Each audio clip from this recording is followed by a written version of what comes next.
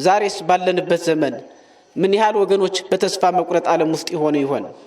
ጦርነት እንጂ ሰላም በጠፋበት ዘመን፣ ጥላቻ እንጂ ፍቅር በተሰወረበት ዘመን፣ የሞት ዜና እንጂ የመኖር ተስፋ በቀጨጨበት ዘመን ምን ያህል ወገኖች በተስፋ መቁረጥ ዓለም ውስጥ ይሆን?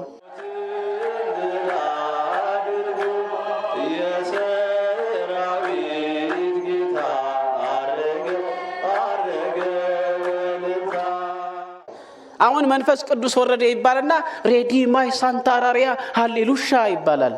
እንዲህ አይነት አለ እንዴ? ሰው የማይሰበውን የሚያናግር መንፈስ ቅዱስ አለ? መንፈስ ቅዱስ ማለት ምን የሚያደርግ ነው? ዕውቀትን የሚገልጥ አይደለ? ቋንቋንም የሚገልጥ ነው።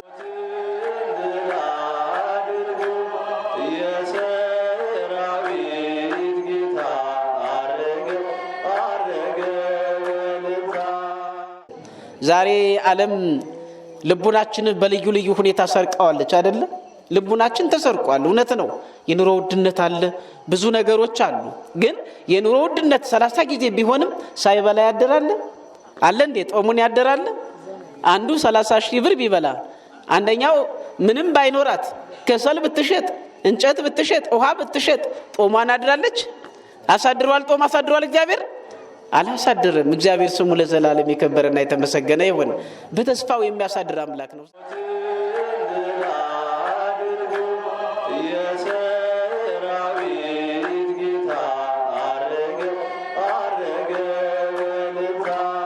Who is the brother of Jesus አለ? ታያላችሁ ሚዲያ የኢየሱስ ወንድም ማን ነው አለ? ሚዲያ ላይ ነው። ከዛ ምን አለ? አፉን ሞልቶ I am the brother of Jesus አለ። is it possible? ይቻላል እንዴ እንደዚህ ማለት? እነ ዳዊት እንደዚህ ብለውናል። እነ ቅድስት ኤልሳቤጥ እንደዚህ ብለውናል። በመንፈስ ቅዱስ የተሞሉት እናትና አባቶቻችን እንደዚህ ብለውናል። ዳዊት ምንድነው ያለ? እኔ ምንድነኝ አለ? ትል ነኝ።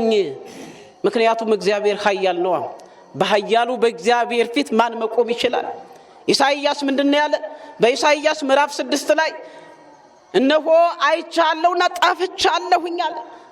ጠፍቻለሁ። በቃ እኔ ኃጢአተኛ ነኝ፣ እኔ በደለኛ ነኝ፣ አንተን አይቻለሁና ጠፍቻለሁኝ ወዮልኝ ያለ። ተመልከቱ፣ አባቶቻችን እንደዚህ ናቸው።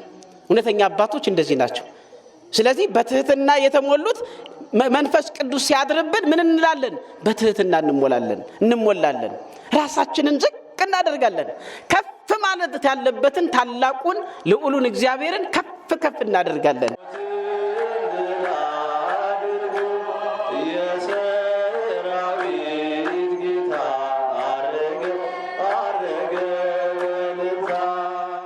መንፈስ ቅዱስ ሰውን አይጥልም።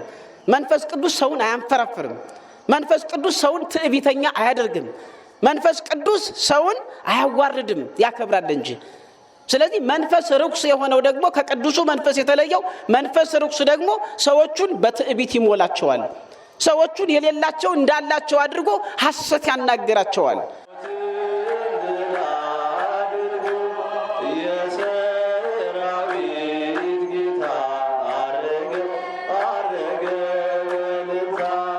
በስመ አብ ወወልድ ወመንፈስ ቅዱስ አሐዱ አምላክ አሜን። አርግ እግዚአብሔር በይባቤ ወእግዚእነ በቃለ ቀርን ዘምሩ ለአምላክነ ዘምሩ ለንጉሥነ ዘምሩ።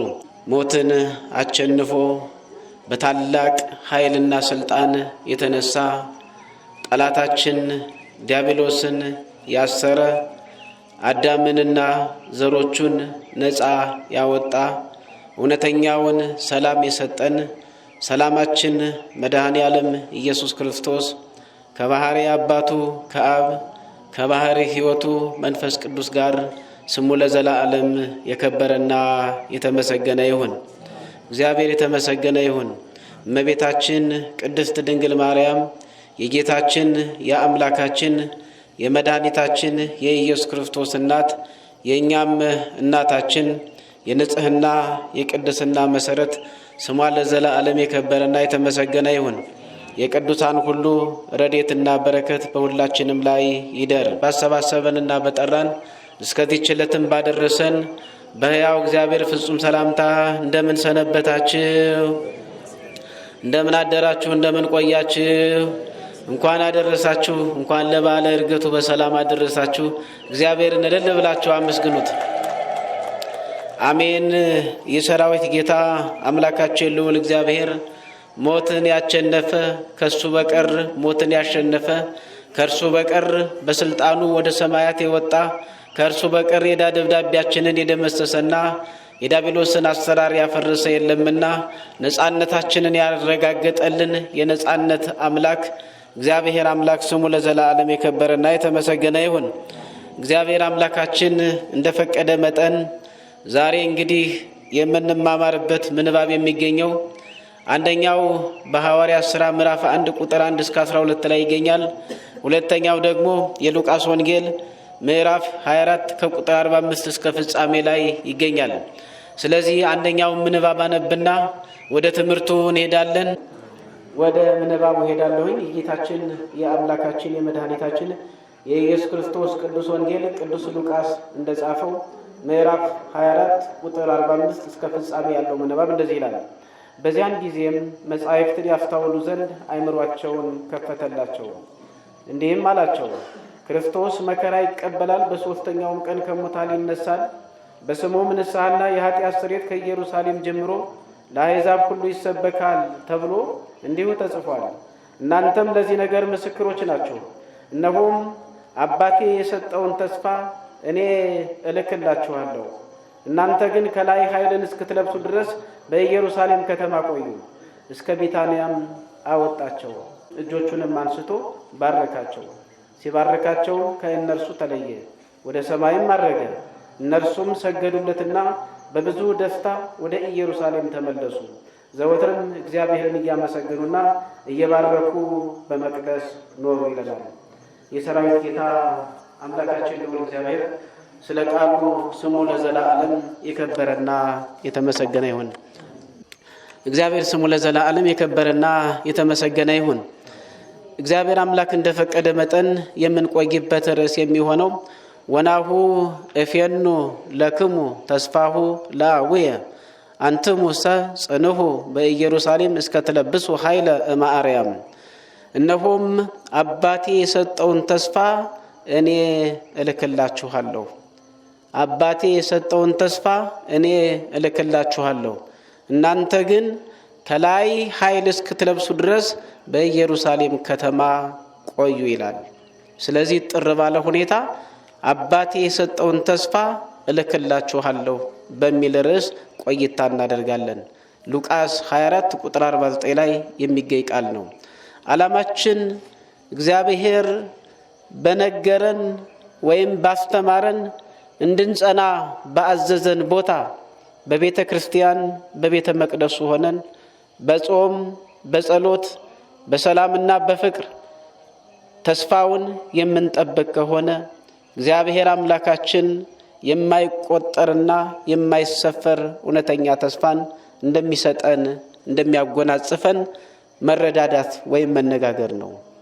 ብቻ ግን ምን ያስፈልጋል? በቤቱ በጾም በጸሎት በስግደት በንስሐ በቤቱ መጽናት ያስፈልጋል። ስለዚህ በቤቱ የምንጸና ከሆነ እርሱ ያዘዘውን ተስፋ የሚሰጠንን ተስፋ እንደማያስቀርብን ማስገንዘብና ማስረዳት ነው። የምንቆይበት ዋናው ዓላማ ይሄንን ነው ማለት ነው። ነገር ግን ማስተዋል ያለብን ማን ነው የሚጸና የሚለውን ነው። በእውነት ጽናት አለ ወይ? በዚህ ዓለም ላይ ዙረት አልበዛም ወይ? እግር ሂደት አላበዛም ወይ? እግረኛ መሆን አልበዛም ወይ? ዛሬ በቤተ ክርስቲያን ሆነው ስናያቸው የነበሩ በነጋታው ሌላ ቦታ እናገኛቸዋለን። ዛሬ ሲጾሙ ሲጸልዩ የነበሩት ነገ ሌላ ሰዎች ሆነው ሲበሉና ሲጠጡ ከዚያም በላይ ሲዘብቱ እንመለከታቸዋለን። እግዚአብሔር አምላክ ከእንዲህ አይነት ህይወት ይሰውረን። መጽናት ያስፈልጋል። አይደለም እግዚአብሔርን ያክል ታላቅ ጌታ ይቅርና ከሰዎች እንኳን የምንፈልገውን ጥቂት ነገር የሚጠፋውን ነገር ካልጸናን አይሰጡንም አይደለ? ጽናት እኮ ልቡናን ይሰብራል። ታስታውሳላችሁ? በሉቃስ ወንጌል ምዕራፍ 18 ላይ አንድ መበለት ነበረች ይላል። ያቺ መበለት ሀብቷን ንብረቷን መሬቷን ሁሉ አንድ ባለጠጋ ወሰደባት። ባለ ጉልበት ማለት ነው። ጉልቤ የሆነው ተነሳና ይህች መበለት ማን አላት? መሬቷን በወስድባት ርስቷን በወስድባት ማን ነው የሚናገረኝ? ማን ከፊቴ ይቆማል? በባለስልጣን ፊትስ ማን ሊቆም ይችላል? ማን ሊከሰኝ ይችላል? ስለዚህ መሬቷን ወስጄ እንደ ልቤ መጠቀም አለብኝ። ይሄ የተሰጠኝ እድል ነው፣ ዝም ብዬ ማየት የለብኝም ማለትና አጠቃላይ መሬቷን ርስቷን ሁሉ ወሰደባት። ከእንዲህ አይነት ጉልቤዎች እግዚአብሔር ይሰውረን። ስለዚህ ምን አረገች ይህች ሴት? ወደ ንጉሱ በትጋት ሄደች። አንድ ያ ንጉስ ደግሞ እግዚአብሔርን የማይፈራ ሰውንም የማያፍር ነው የሚለው። ሰውንም አያፍርም እግዚአብሔርንም አይፈራም ይላል የሄደችበት ንጉስ። እሷ ግን ምን አረገች? ሌት ተቀን ጠዋትም ማታም በምሳ ሰዓትም በየትኛውም አርፎ በሚተኛበት ጊዜም እየሄደ ጨቀጨቀችው ይላል። በዚህ ሰዓት ያ ንጉስ ምን አለ? ያ አመፀኛ ንጉስ ሰውን የማያፍረው እግዚአብሔርን የማይፈራው ምን አለ? ምንም እንኳን አለ የራሱ አንደበት ነው እንግዲህ እግዚአብሔርን ባልፈራ ለሰውም ባራራ ይህች ሴት ግን ረፍት አሳጣችኝ አለ። ረፍት አሳጣችኝ፣ በቃ በዚህ ምክንያት እፈርድላታለሁ አለና የምትፈልገውን ሰው አስጠራ። አንተ ንብረቷን ሀብቷን ወስዳል፣ አሁን ምንም ምስክር አያስፈልገኝም፣ በቶሎ መልስላት አለና አስመለሰላት። ተመልከቱ ምን በማድረጓ ነው ይሄ የሆነው? ደጅ በመጽናቷ። አመፀኛው ንጉስ እንኳን ደጅ የሚጸኑትን ደጅ ለሚጸኑት መልስ ሰጥቷል እንኳን እግዚአብሔር ብሎ ኢየሱስ ክርስቶስ በምሳሌ ያስተማረበት ትምህርት ነው። ስለዚህ ደጅ መጽናት አለብን። ተስፋ መቁረጥ የለብንም። ተስፋ መቁረጥ የሚባል በሽታ በውስጣችን እንዳይገባ አይደለም። በእግዚአብሔር ይቅርና በሰው እንኳን ተስፋ አይቆረጥም። በትዕግስት መጠበቅ እንጂ ተስፋ በእግዚአብሔር ሰማይና ምድር ለፈጠረ ሁሉን ለሰጠ ነፍስና ስጋችንን አዋህዶ ለፈጠረ ከሌለንበት ወዳለንበት ላመጣን ትናንት እነማን ነበር? ዛሬስ እነማን ነን? ከወደቅንበት ከተረሳንበት ከወደቅንበት ያነሳን ከተረሳንበት ለዚህ ያበቃን አምላካችን አይደል እንዴ? ካዲያ እንዴት በሱ ተስፋ ይቆረጣል? ስለዚህ ደጅ መጽናት ግን ያስፈልጋል ነው። እንደኛ ካልኩሌሽን ወይም እንደኛ ፎርሙላ ዛሬ ካልሆነ ብለን በቃ እንታነቃለን፣ ገመድ እንጎትታለን አንበል። ዋናው ጉዳይ ያንተ ጊዜ መቼ ነው እንበለው። የእግዚአብሔር ጊዜ ሲሆን ሁሉ ይሳካል። ስሙ ለዘላለም የከበረና የተመሰገነ ይሁን። ስለዚህ ይህን ተስፋ የአባቴን ተስፋ አባቴ የሰጠውን ተስፋ እኔ እልክላችኋለሁ፣ ነገር ግን በየት ቆዩ አላቸው?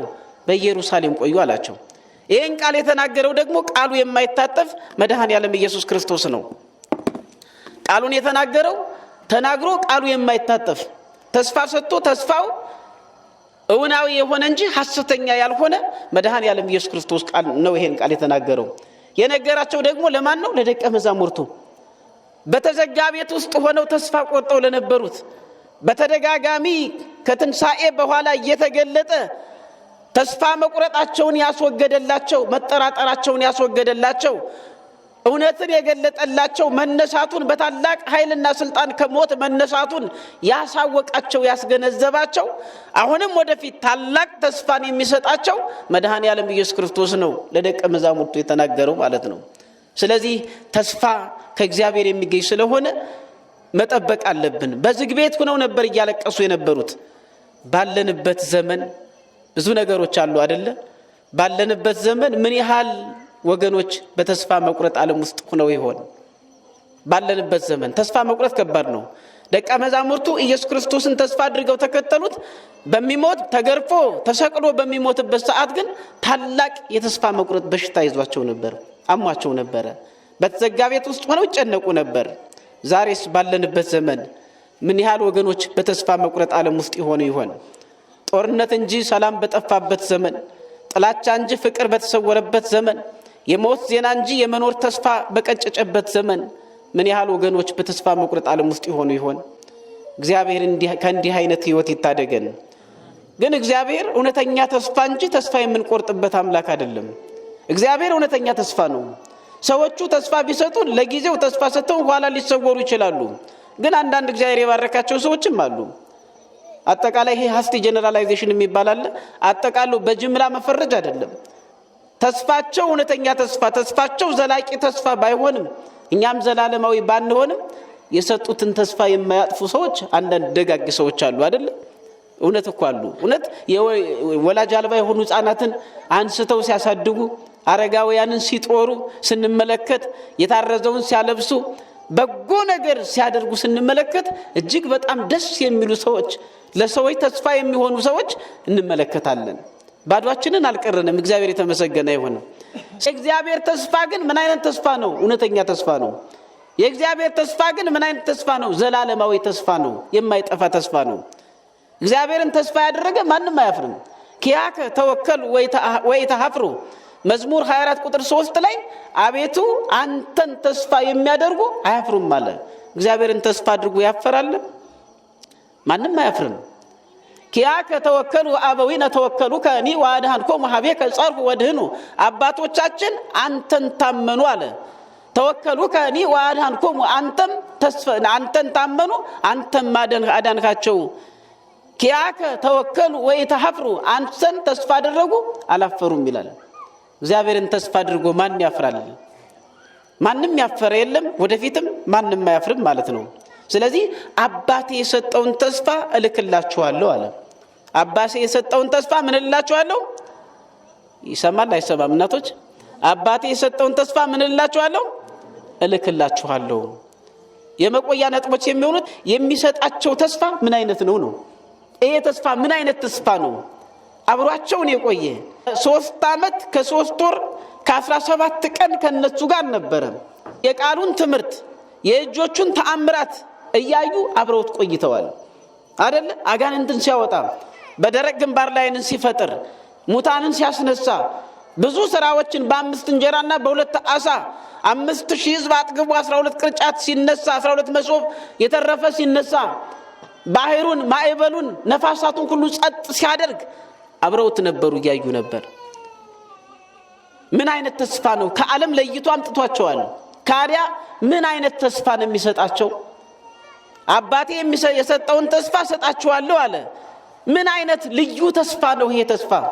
ምን አይነት የሚያጓጓ ተስፋ ነው? ምን አይነት የሚያጸና ተስፋ ነው? ምን አይነት ልቡናን የሚያድስ ተስፋ ነው ይሄ ተስፋ? ልዩ ተስፋ ነው እኮ የሚሰጣቸው። ስለዚህ ምን አይነት ተስፋ ነው የሚሰጣቸው? የት ነው ይህን ተስፋ የሚያገኙት? የሚሰጣቸው በየት ነው? እኛስ ምን አይነት ተስፋ እንጠብቅ? የሚሉ እነዚህን ይዘቶችን አይተን ትምህርታችንን እናጠናቅቃለን። እግዚአብሔር በጉባኤያችን እንዲሆን የእርሱ መልካም ፈቃድ ይሆንልን። ዛሬ ዓለም ልቡናችንን በልዩ ልዩ ሁኔታ ሰርቀዋለች አይደለ? ልቡናችን ተሰርቋል። እውነት ነው። የኑሮ ውድነት አለ፣ ብዙ ነገሮች አሉ። ግን የኑሮ ውድነት 30 ጊዜ ቢሆንም ሳይበላ ያደራል አለ እንዴ? ጦሙን ያደራል። አንዱ 30,000 ብር ቢበላ አንደኛው ምንም ባይኖራት ከሰል ብትሸጥ፣ እንጨት ብትሸጥ፣ ውሃ ብትሸጥ ጦሟን አድራለች? አሳድሯል? ጦም አሳድሯል? እግዚአብሔር አላሳድርም። እግዚአብሔር ስሙ ለዘላለም የከበረና የተመሰገነ ይሁን። በተስፋው የሚያሳድር አምላክ ነው። ስለዚህ ወደ ክፍል 1 እንሄድና የሚሰጣቸው ተስፋ ምን አይነት ተስፋ ነው የሚለው እናያለን። የሚሰጣቸው ተስፋ ቀድሞ የተነገረ ነው። እግዚአብሔር የሚያደርገው ሁሉ ነገር በመጀመሪያ በነቢያት የተነገረ ነው። በነቢያት ላይ ነቢያትን አነሳስቶ በውስጣቸው በላያቸው መንፈስ ቅዱስን አሳድሮ ይህን ተስፋ እንደሚሰጣቸው ቀድሞ የተጻፈ ነበር። ተመልከቱ። መንግስተ ሰማያትን ቀድሞ ነው አይደል የፈጠረልን? ገነትን የፈጠረልን ቀድሞ ነው። እግዚአብሔር የሰው ልጅ ወደዚህ ዓለም ከማምጣቱ በፊት ለሰው ልጆች አስፈላጊ የሆነውን ነገር ሁሉ አሟልቶ ከጨረሰ በኋላ ነው የሰው ልጅ የፈጠረው። አያችሁ? ስለዚህ በሞላው ዓለም ላይ ያለነው ማለት ነው። ምንም እንኳን የሰው ልጅ እርስ በርሱ ባለመግባባት ምክንያት፣ በስግብግብነት ምክንያት አብረን የሚለውን በማስወገድ እኔ በሚል ብቻ በመጠመድ በሰይጣን ስብከት በመሄድና በመዋረድ እንዳልበቃን አድርጎ እግዚአብሔርን የሰጠን ተስፋ እንዳልበቃን አድርገው ለረሃብና ለችግር ቢያጋልጡንም እግዚአብሔር ግን የሰጠው ስጦታ በእኩል ነው። ተመልከቱ፣ እኩል ነው። በምን እናውቃለን? ኦክሲጅንን ስንወስድ ለማን አድልቷል? ፀሐይን ሲሞቅ ማን አድልቷል? አንተ ይሄን ያህል ጊዜ ሙቅ፣ አንተ ይሄን ያህል፣ አንቺ ደግሞ ይሄን ያህል ብሎ የለየበት ሁኔታ የለም አይደለ? 365 1/4 ቀኖችን ሰጥቷል። 24 ሰዓትን ሰጥቷል። እነዚህ አይበቁም ለእኩልነቱ? የመሬትን ጉዳይ ተውት። የሰዎቹ የአሰራር ሂደት ነው ያበላሸው። አንዱ ድሃ፣ አንዱ ሀብታም፣ ከልክ ያለፈ ሀብታም፣ ሌላው ደግሞ መናጢ ድሃ እንዲሆን ያደረገው የሰዎቹ የአስተዳደር ስርዓት መጉደል እንጂ እግዚአብሔር አይደለም። እግዚአብሔር ስሙ ለዘላለም የተመሰገነ ይሁን። ስለዚህ የሚሰጣቸው ተስፋ ቀድሞ ነበር የተነገረው። እንደዚህ ይላል፣ እሰውጥ እምነ መንፈሴ ዲበ ኩሉ ዘሥጋ፣ ስጋን በለበሰ ሁሉ ላይ ከመንፈሴ አፈሳለሁ የሚል ቀድሞ በትንቢት የተነገረ ተስፋ ነው። ስጋን በለበሰ ሁሉ ላይ ከመንፈሴ አፈሳለሁ አለ። ስለዚህ ይሄ የሚሰጣቸው ተስፋ ምንድነው ሲባል ተስፋ መንፈስ ቅዱስ ነው። ተስፋ መንፈስ ቅዱስ ነው። ብር አይደለም፣ ወርቅ አይደለም። ብርና ወርቅ የዚህ ዓለም ነው። ብርና ወርቅ ዕውቀት አይገልጥም፣ ልቡናን ብሩህ አያደርግም። ብርና ወርቅ ጥባትን ወይም በመንፈስ መጨከንን በቃለ እግዚአብሔር መሞላትን አይሰጥም። ብርና ወርቅ ዓለምን አያስረሳም፣ ዓለምን ያስወድዳል እንጂ። ብርና ወርቅ ከእግዚአብሔር ጋር ሊያጣላ ይችላል እንጂ ብርና ወርቅ መንፈሳዊነትን አይሰጥም። ስለዚህ የሚሰጣቸው ተስፋ ምን አይነት ነው? ተስፋ መንፈስ ቅዱስን ነው የሚሰጣቸው። እግዚአብሔር ተስፋ መንፈስ ቅዱስን ያድለን። ተስፋ መንፈስ ቅዱስን ነው። እንደዚህ ይላል፣ አብ በስሜ የሚልከው ግን ቀድሞ እየነገራቸው ነው፣ እያስተማራቸው ነው። ተመልከቱ።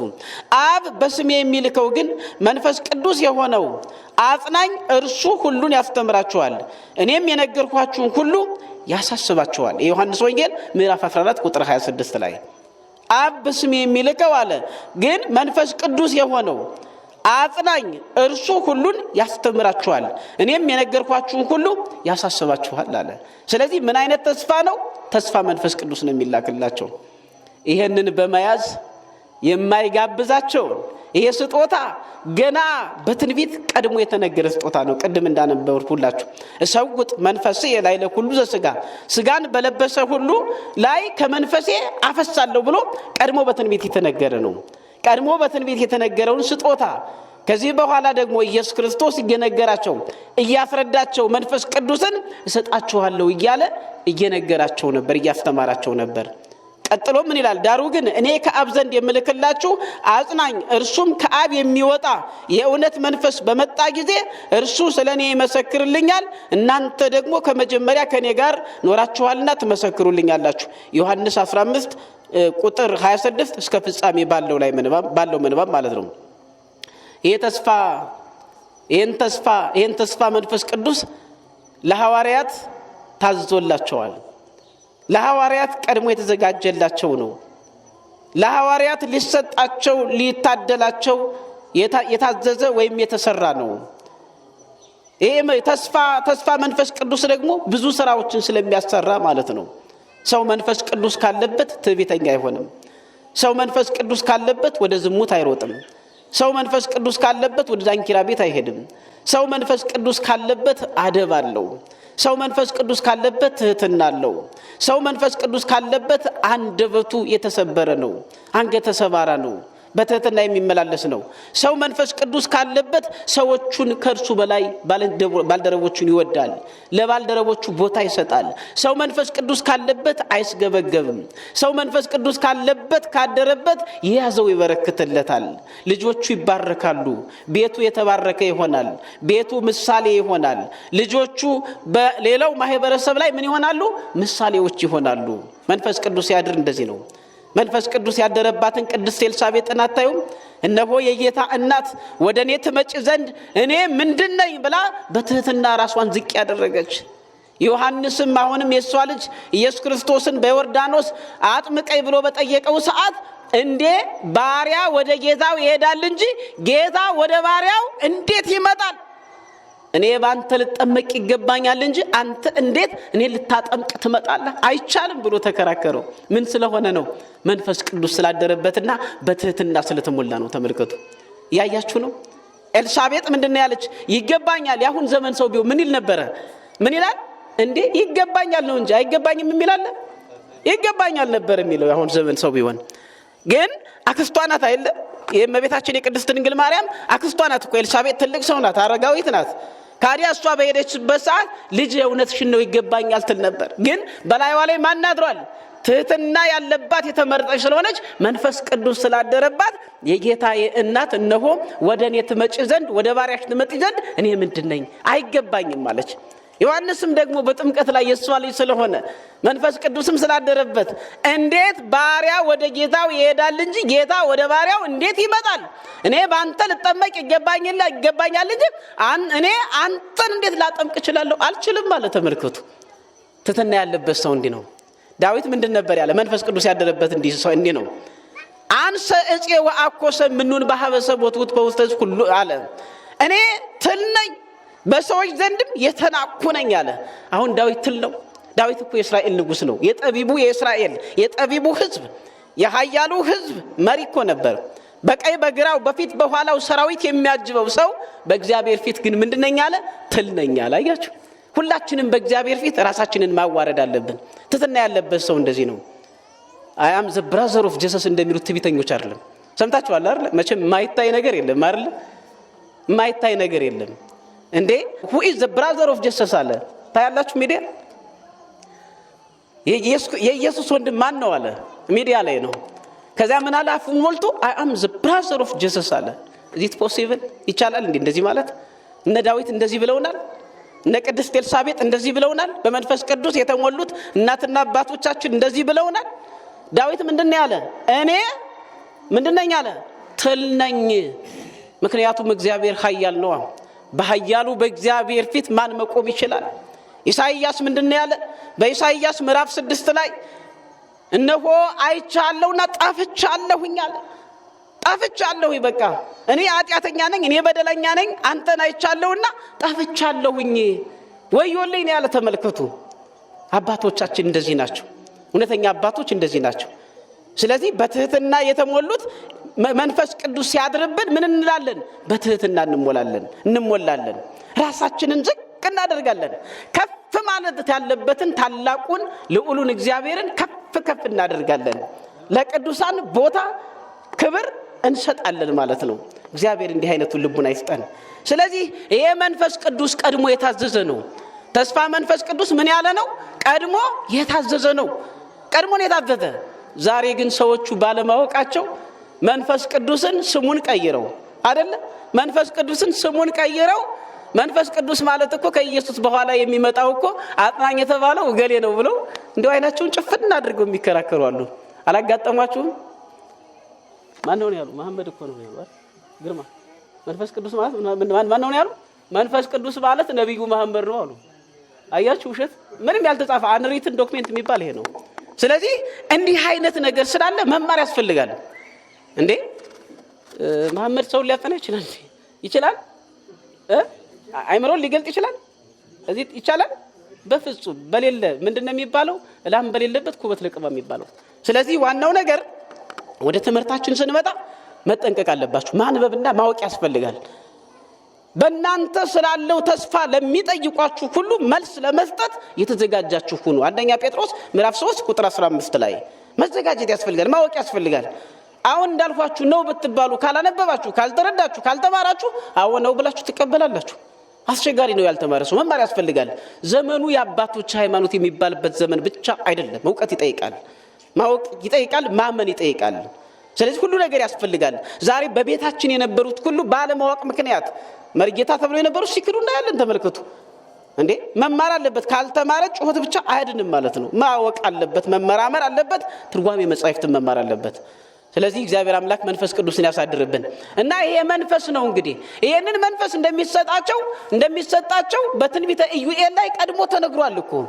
ከሺህ ዓመት በፊት ትንቢት ተነግሯል። ይሄ መንፈስ እንደሚሰጥ ላመኑት፣ በኢየሱስ ክርስቶስም በመድኃኔዓለም ስም ላመኑት መንፈስ ቅዱስ እንደሚሰጥ ቀድሞ ተነግሯል።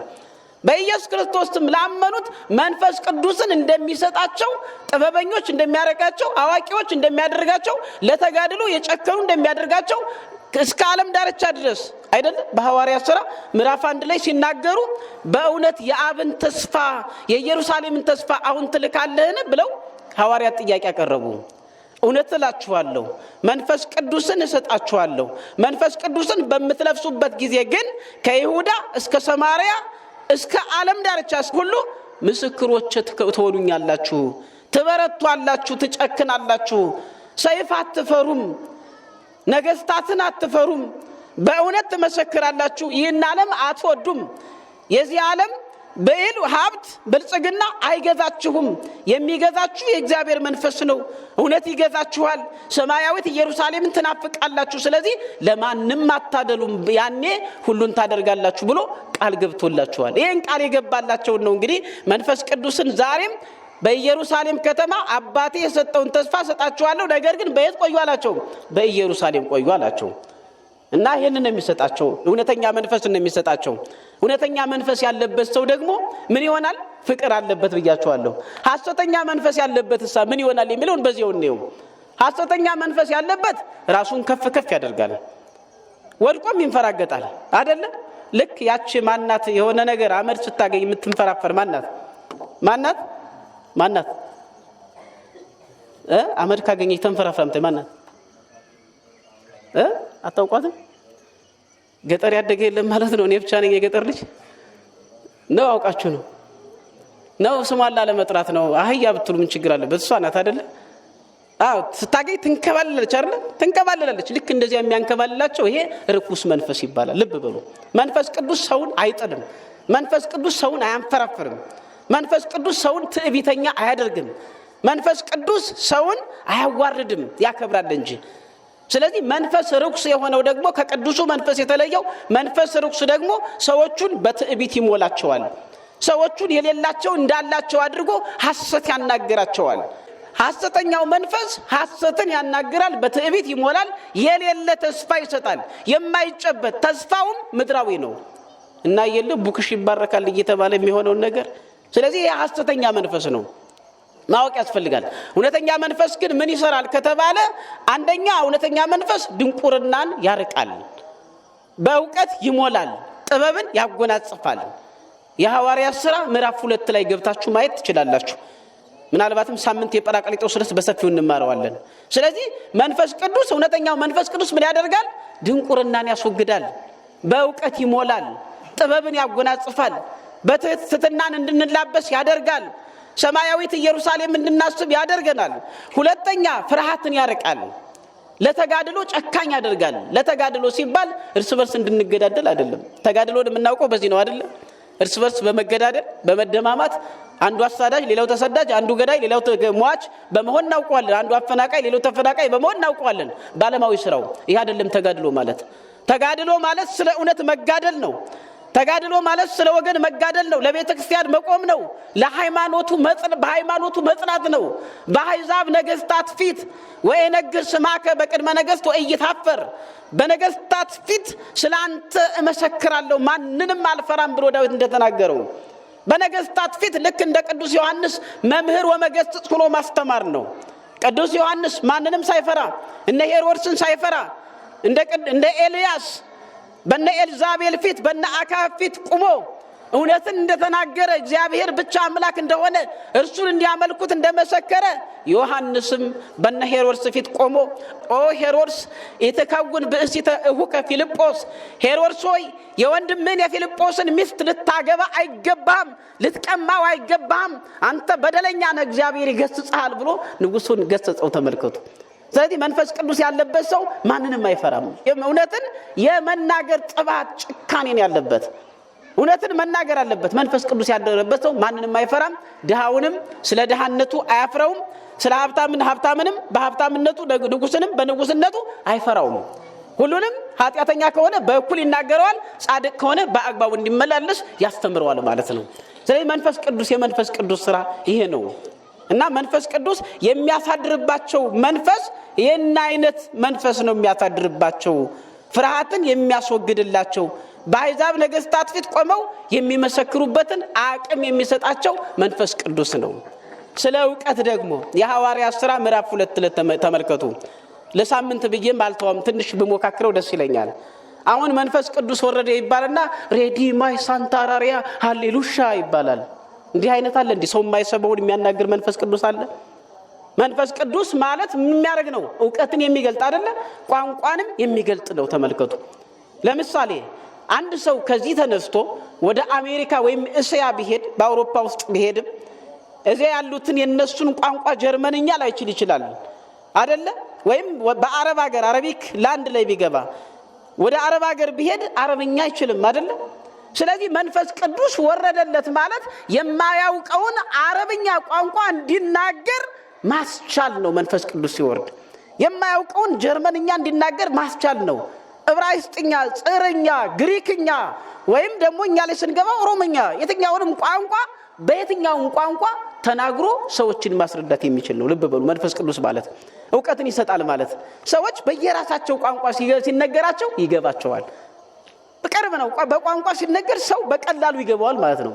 ስለዚህ መንፈስ ቅዱስ ማለት ለሰዎችን ቋንቋ ለአስተማሪው ወይም ለሰባኪው ገልጦ የእግዚአብሔርን ክብር የእግዚአብሔርን አምላክነት የኢየሱስ ክርስቶስን አዳኝነት የኢየሱስ ክርስቶስን ነፃ አውጭነት የመድኃኔ ዓለምን የተዘጋ የገነት በር ከፋችነት የእሱን መድኃኒትነት በየቋንቋው እንዲመሰክሩ ማስቻል ቋንቋን መግለጥ ነው የመንፈስ ቅዱስ ስራው። ቋንቋን ወተናገሩ በነገረ ሁሉ በሐውርት አይደለም በየሀገሩ ቋንቋ ሁሉ ተናገሩ ይላል መንፈስ ቅዱስ ሲወርድላቸው። ሳምንት የምንማረው ምናልባትም የሐዋርያት ሥራ ምዕራፍ 2ን ገብታችሁ ቀድማችሁ ብታነቡ ደስ ይለኛል። አሁን መንፈስ ልሳን ይባላል። አሁን ልሳን ወረደልኝ ይባላል። ትሰማላችሁ?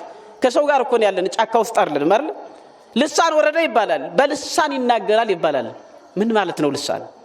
ልሳን ማለት ሰው የማይሰማው ነው? የሚሰማው ነው? የማይሰማው ነው ልሳን? ልሳን ማለት እግዚአብሔር ሰው በማይገባው ቋንቋ እየተናገረ ሰዎችን ማደናገር ይችላል እንዴ? መንፈስ ቅዱስ ሰው በማይገባው ቋንቋ መናገርና ማደናገር ይችላል እንዴ?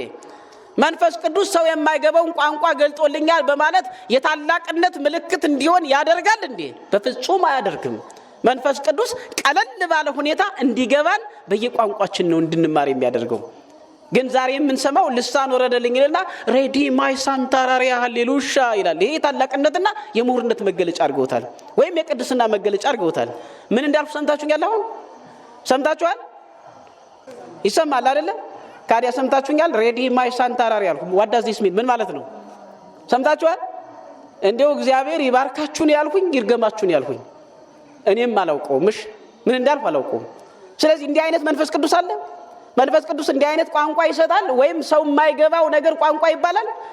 ቋንቋ ማለት እኮ ሰዎቹ የሚግባቡበት ከሰዎቹ ጋር የኖረ ለሚናገሩት የነሱ ገንዘባቸው የሆነ ለማይናገረው ግን ምንድነው ገንዘቡ ያልሆነ ማለት ነው። ስለዚህ ቋንቋ ማለት የቋንቋ ዋናው ዓላማ መግባቢያ ነው። መንገዱን አሳየኝ፣ መንገድ ጠፍቶብኛል፣ ውሃ መጠጣት እፈልጋለሁ፣ እንጀራ መብላት እፈልጋለሁ፣ ደክሞኛል፣ ማረፍ እፈልጋለሁ። ይሄ ቋንቋ ነው አይደል? እንደዚህ ስል ከሰማኝ መናገር ከቻልኩና ከሰማኝ ታድያለሁ ማለት ነው። ራሴን ነው የምጠቅመው። ምክንያቱም ሲርበኝ መራቤን ካልገለጥኩለት በምንድን ነው የሚያበላኝ? ግን በኢትዮጵያ ደግ የሆነ ህዝብ ስለሆነ በጥቅሻም ቢሆን ያበላል። የተባረከ ህዝብ ነው ያለንበት። እግዚአብሔር ስሙ ለዘላለም የተመሰገነ ይሁን። መራብንም ያውቃል የኢትዮጵያ ህዝብ። በቋንቋ አይደለም ሲግባባ ይኖረው፣ በልብ ነው። በልብ እየተግባባ አንድ ስለሆነ አንድ ልብ ስለሆነ አንድ ቃል ስለሆነ ይሄ ቦዲ ላንጉዌጅ በሚባለው ሁሉ ያበላል ያጠጣል። ያለንበት ማህበረሰብ የኢትዮጵያ ህዝብ የተባረከ ነው። እግዚአብሔር ስሙ ለዘላለም የተመሰገነ ይሁን። ይሄን በታሪክ ወቁት። ግድ የለም እኛ ማወደሳችን አይደለም ኢትዮጵያዊ ስለሆነ በታሪክ ውስጥ ገብታችሁ ስታነቡት ጥልቅ የሆነ ፍቅር እንደነበረን፣ ጥልቅ የሆነ አንድነት የማንም ሊሰብረው የማይችል አንድነት እንደነበረን ታሪክ ላይ ታውቃላችሁ። እነ ሄሮዶተስ የታሪክ ጸሐፊው ሄሮዶተስ የተናገረው አለ።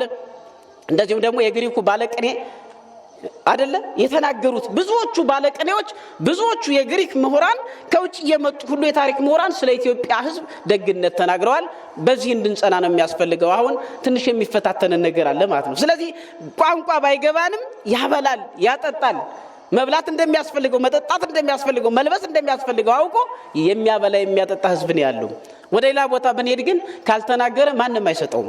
ስለዚህ ወደ ዋናው ነገር እንምጣና የቋንቋ ዋናው ትልቁ ዋጋ ምንድነው? መግባባት መቻል ነው። ቋንቋ ሙት ያነሳል ያስነሳል እንዴ? ቋንቋ ያስነሳል። አረ እየመሰከራችሁ ቋንቋ ሙት ያነሳል። ቋንቋስ መንግስተ ሰማያት ሊያስገባ ይችላል? አያስገባም። እኛ እንድንግባባበት ነው የተሰጠነው። ተግባብተን መንግስተ ሰማያት እንድንገባ ቋንቋ መሳሪያ ነው ማለት ነው እንጂ ሌላ ጥቅም የለውም። ስለዚህ ከዚህ ባለፈ ይሄ አይነት ዋጋ ያለውን ቋንቋ በቋንቋ ተናግሮ ማስተማር፣ ማሳመን፣ ያላመነው እንዲያምን፣ ያላወቀው እንዲያውቅ፣ የተሳሳተው እንዲመለስ፣ ንስሐ እንዲገባ ማድረግ የቋንቋ ስራ ነው። ካዲያ ይሄ ታላቅ ስራ ካለው ቋንቋ መንፈስ ቅዱስ የማይሰማውን ነገር ሊያመጣ ይችላል? ያመጣል እንዴ? ያመጣል። ዱሬሳ የማንሰማውን ቋንቋ ያመጣል? አያመጣም ማለት ነው። ሬዲ ማይ ሳንታራሪ አልኩኝ። አሁን ምንድነኝ እኔ?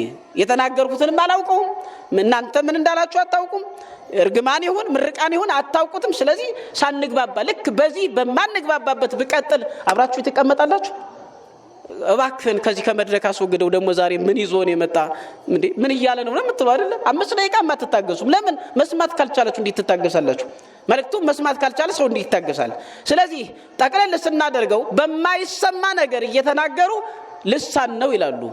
በማይሰማ ነገር እየተናገሩ ለኛ ተገለጠልን የእግዚአብሔር መልእክት ይላሉ። ሰው በማይሰማው በድብቅ ቋንቋ የሚናገር እግዚአብሔር አለ? የተደበቀ እግዚአብሔር አለ? የለም። ያኛው የተደበቀው አጅሬ ነው አይደል? የተደበቀው ሰዎችን የሚያጭበረብረው ማን ነው? አጅሬ ነው እንጂ መንፈስ ቅዱስማ በሚገባ ቋንቋ ነው የሚናገረው። ልሳን ሲባል ደግሞ ሁሉ ጊዜ አዲስ አይምሰላችሁ። ለሰነ ተናገረ። ልሳን ማለት ምንድነው? ነገር ማለት ነው፣ ንግግር ማለት ነው፣ የግዕዝ ቋንቋ ነው። በእንግሊዘኛ አስተያዩት ደግሞ ታንግ ብሎ ነው የምታስቀምጡት። የሚቀመጠው መጽሐፍ ቅዱስ በእንግሊዘኛ አስተያዩት። ስለዚህ ታንግ ማለት ልሳን ማለት ቋንቋ፣ ንግግር ማለት ነው። የመንፈስ ቅዱስ ሥራ ሰዎችን በሚገባቸው ቋንቋ አናግሮ በሰባኪው ላይ ሆኖ ወይም በካህኑ ላይ ሆኖ ወይም በሐዋርያው ላይ ሆኖ አናግሮ ሰዎች በቀላሉ እግዚአብሔርነቱን እንዲረዱ፣ ከአምልኮ ጣዖት ወደ አምልኮተ እግዚአብሔር እንዲመለሱ፣ ከገቢረ ኃጢአት ወደ ገቢረ ጽድቅ እንዲመለሱ፣ ከአመፀኝነት ወደ ደግነት አይደለ፣ ከአመንዝራነት ወደ ጻድቅነት፣ ከሚቀማ አይደለ የሚቀማ የነበረውን በጣም የሚመጸውት ማድረግ የሚችል ስጦታን እንዲማሩ እንዲያስተምሩ በቋንቋ የሚገልጽ ቋንቋውን የሚገልጽላቸው ነው መንፈስ ቅዱስ። የሐዋርያት ሥራ ምዕራፍ 2 ገብታችሁ አንቡት። የበዓለ 50 ነበር ይላል። ሰዎቹ እጅግ በጣም ተሰብስበው ነበር። ስለተሰበሰቡ በዚያች ቀን እንደዚህ ላይ ነግሯቸዋል። ጽንዑ ተስፋሁ ለአብ፣ የአብን ተስፋ የአባቴን ተስፋ እልክላችኋለሁ፣ ጠብቁ። በየት ጠብቁን ያላቸው? በኢየሩሳሌም ሁናችሁ ጠብቁ አለ። ያ ተስፋ ሲፈጸም ነው፣ በኢየሩሳሌም ጸንተው ሲቆዩ ነው ያን መንፈስ ቅዱስ የገለጠላቸው።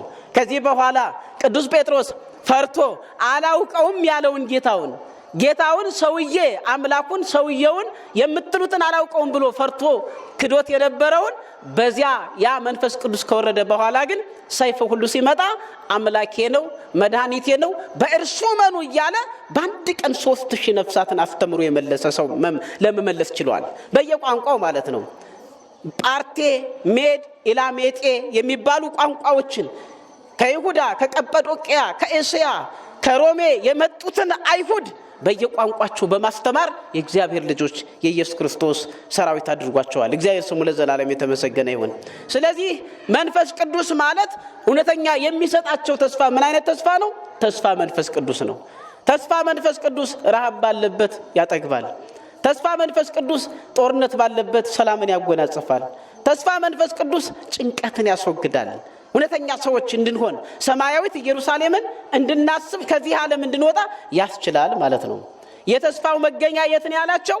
የተስፋው መገኛ አንተም ወሰንበሩ ሀገረ ኢየሩሳሌም እስከ ተለብሱ ኃይለ እማርያም፣ ከላይ ኃይልን እስክትለብሱ ድረስ በየት ቆዩ ነው ያላቸው? በኢየሩሳሌም ቆዩ አላቸው።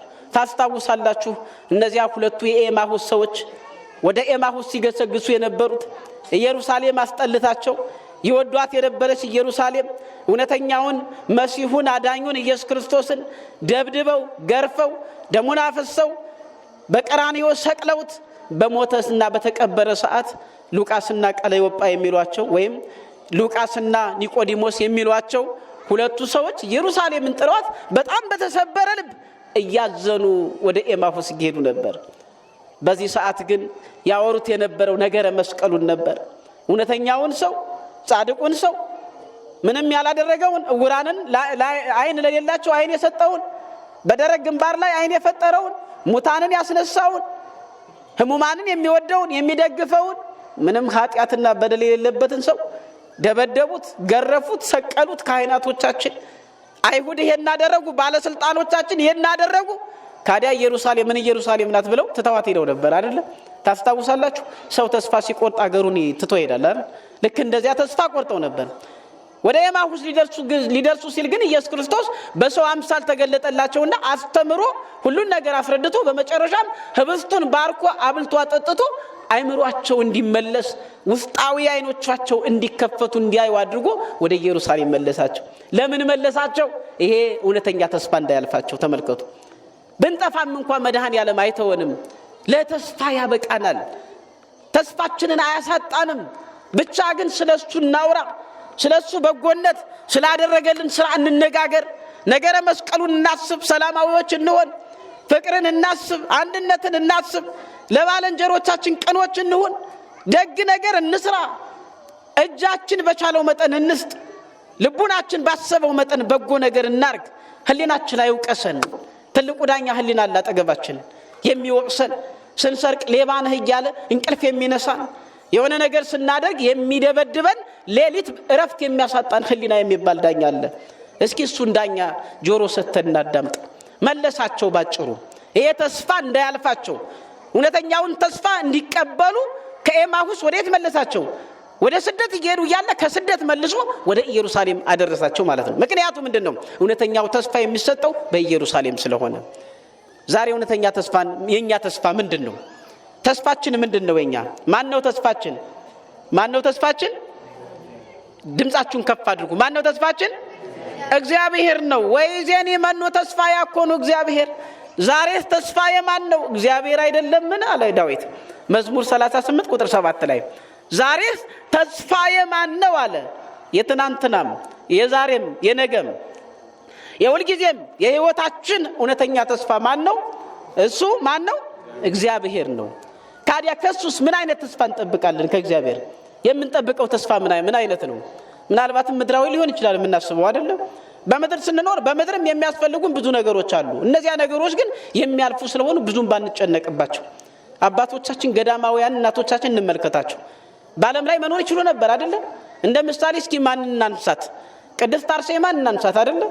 በገድሏ ላይ እንደሚናገረው ተክለ ቁመናዋ እሷን የመሰለ ሰው የለም ነበር ነው የሚለው። እሷ ግን ምንድን ያደረገች? ለንጉስ ሚስት ልትሆን እያጫት እኔ የሰማያዊው የኢየሱስ ክርስቶስ ሙሽራ ነኝ እንጂ ለማንም ልሆን አይገባኝም፣ ዓለምን አልፈልግም ብላ የናቀች ናት። እህቶቻችን እንዲህ አይነት ታሪክ አላቸው። ብዙ ቅዱሳት አንስታሉ። ብዙ ወንድሞች አሉ ዓለም ሲገባቸው ዓለምን እየተው አንፈልግም፣ ተስፋችን በሰማይ ነው የሚሉ ማለት ነው። ስለዚህ ያኛውን ተስፋ ነው ማሰብ ያለብን። የመጀመሪያው ተስፋችን የዘላለም ተስፋችን ማን ነው ብለናል? እግዚአብሔር ነው። ከሱ ምን አይነት ተስፋ እንጠብቃለን? ባጭሩ ከሱ የምንጠብቀው ሰማያዊት ኢየሩሳሌምን እንዲያወርሰን ነው አይደል? ምንድነው የምንጠብቀው? የምድር ሀብት ነው እንደምንጠብቀው? ወርቁን፣ ብሩን፣ አልማዙን፣ መኪና መግዛት፣ ባጃጅ ምናምን ነው የምንፈልገው ከእግዚአብሔር? ምን ነው የምንፈልገው ከእግዚአብሔር? ሰማያዊት ኢየሩሳሌምን እንዲያወርሰን ነው የምንፈልገው። ሰማያዊት ኢየሩሳሌም፣ ሌላ ተስፋ የለንም። ሀገራችን በሰማይ ነው ብሎ እንደተናገረው ሰማያዊት ኢየሩሳሌምን በዚያች በመጨረሻዋ ቀን ያዋሪያ እዚህ ታሪኩ ላይ ያያችሁታል አይደል? ኢየሱስ ሲያርግ ደቀ መዛሙርቱ ሽቅብ እያዩት ተስፋቸው ተቆረጠ ይላል። በዚህ ሰዓት ነጫጭ ልብስ የለበሱ ሁለት መላእክት ተገለጡ። መቼም ጽንሰቱም የተነገረ በመላእክት ነው፣ ልደቱም የተነገረ በመላእክት ነው፣ ትንሳኤውም የተነገረ በመላእክት ነው። እርገቱንም ደግሞ አሁን ሊያስረዷቸው ምን ባሏቸው? እናንተ የኢየሩሳሌም ሰዎች አሏቸው፣ ወደ ሰማይ እየወጣችሁ ለምን ያያችሁ ለምን ታዝናላችሁ? ይሄ ወደ ሰማይ ሲወጣ ያያችሁት ኢየሱስ አሉ። እርገቱን እያረጋገጡ አይደል? ይሄ ወደ ሰማይ ሲወጣ ያያችሁት ኢየሱስ ዳግም ይመጣል አሏቸው። አያችሁ፣ ዳግመኛ ምን ሊያደርግ ይመጣል? ለፍርድ ይመጣል ነው። አረገ፣ ሞትን በታላቅ ኃይልና ስልጣን አሸንፎ ተነሳ፣ አረገ፣ በአባቱ ቀኝ ተቀመጠ። ዳግመኛ ደግሞ ምን ያደርጋል? ለፍርድ ይመጣል። ስለዚህ ለፍርድ በሚመጣበት ሰዓት አንደኛ በቀኝ እንዲያቆመን አይደለ? በቀኝ እንዲያቆመን በጎቹ ነን፣ በቀኝ እንንቆም። በዚያም የአባቴ ቡሩካን ዓለም ከተፈጠረ ጀምሮ የተዘጋጀላችሁን መንግስተ ሰማያትን ትወርሱ ዘንድ ወደ እኔ ኑ የምትለዋ ናት እውነተኛ ተስፋ። እግዚአብሔር ስሙ ለዘላለም የተመሰገነ ይሁን። ስለዚህ ተስፋችን ማን ነው? እግዚአብሔር ነው። ምን አይነት ተስፋ ነው የሚያወርሰን? ኢየሩሳሌምን፣ ሰማያዊት ኢየሩሳሌምን። በየት ነው የሚያወርሰን የሚለውን መነጋገር ያስፈልጋል። በየት ነው የሚያወርሰን? በዚች በቤተ ክርስቲያን ኢየሩሳሌም በተባለችው ቤተ ክርስቲያን ጸንተን ስጋው ደግሞ በተፈተተባት ኢየሩሳሌም በተባለችው ቤተ ክርስቲያን መጽናት ያስፈልጋል። በዚች ቦታ ላይ ነው ንስሐ መግባት የሚቻለው። በይች ነው ስለ ፍቅር የምንሰበከው። በይች ነው የምንገሰጸው፣ ስናጠፋ የምንገሰጸው በይች ነው። ስጋውና ደግሞ የሚቆረስባት ይህች ናት። የእግዚአብሔር ቃል የሚነገርባት ይህች ናት። በ40ና በ80 ቀን ልጅነትን ያገኘንባት የምናገኝባት ይህች ቦታ ናት። ስንሞትም ለዘላለም የምናርፍባት በስጋ ይህች ቦታ ናት። ሰማያዊት ኢየሩሳሌምን የምንወርስባትም ይህች ማናት? ቅድስት ቤተ ክርስቲያን ናት። እንጽና። በየቦታው በያደራሹ ተስፋ የለም። ልብ በሉ። በየቦታው መንፈስ ቅዱስ የለም። መንፈስ ቅዱስ የተናገረው ቃል ስለሆነ እውነተኛውን መንፈስ እንለይ፣ እውነተኛውን ሐዋርያ እንለይ፣ እውነተኞቹን ሐዋርያት እንለይ፣ ቃላቸውን እንስማ፣ በቤተ ክርስቲያን እንጽና። አባቴ የሰጠውን ተስፋ እልክላችኋለሁ፣ እናንተ ግን ኃይልን እስክትለብሱ ድረስ በየት ቆዩ? በኢየሩሳሌም ቆዩ። በየት እንቆይ? በቤተ ክርስቲያን እንቆይ፣ እንጽና። መጽናት ያስፈልጋል። እግዚአብሔር ደጅ ሲጸኑት ደጅ የጸኑትን ይወዳቸዋል ይላል። ጸኒሃ ጸናይ ከወለ እግዚአብሔር ሰማዓኒ ወተመየጠኒ እግዚአብሔርን ደጅ ጸናሁት ሰማኝም መለሰልኝም አላሳፈረኝም ከእረግረግ ጭቃም አወጣኝ ይላል ዳዊት መዝሙር 39 ቁጥር 1 እስከ 3። ስለዚህ በቤተ ክርስቲያን ንጽና። እግዚአብሔር ስሙ ለዘላለም የከበረና የተመሰገነ ይሁን። ልቡና ይፍጠን ይቆየን።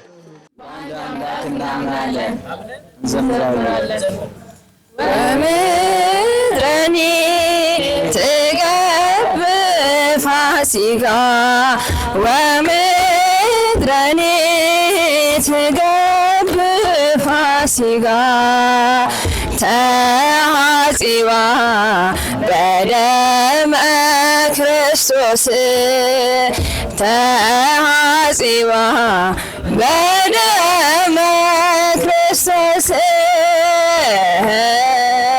ተሐጺባ በደመ ክርስቶስ ተሐጺባ በደመ ክርስቶስ ምድር ጸናች ሐሴት አደረገች ምድር ጸናች ሐሴት አደረገች በክርስቶስ ደም በእውነት ታጠበች በክርስቶስ ደም በእውነት ታጠበች በክርስቶስ ደም በእውነት ታጠበች በክርስቶስ ደም በእውነት ታጠበች ወምድረኒ ትገብ ፋሲካ ወምድረኒ ትገብ ፋሲካ ተሐጺባ በደመ ክርስቶስ ተሐጺባ በደመ ክርስቶስ ተሐጺባ በደመ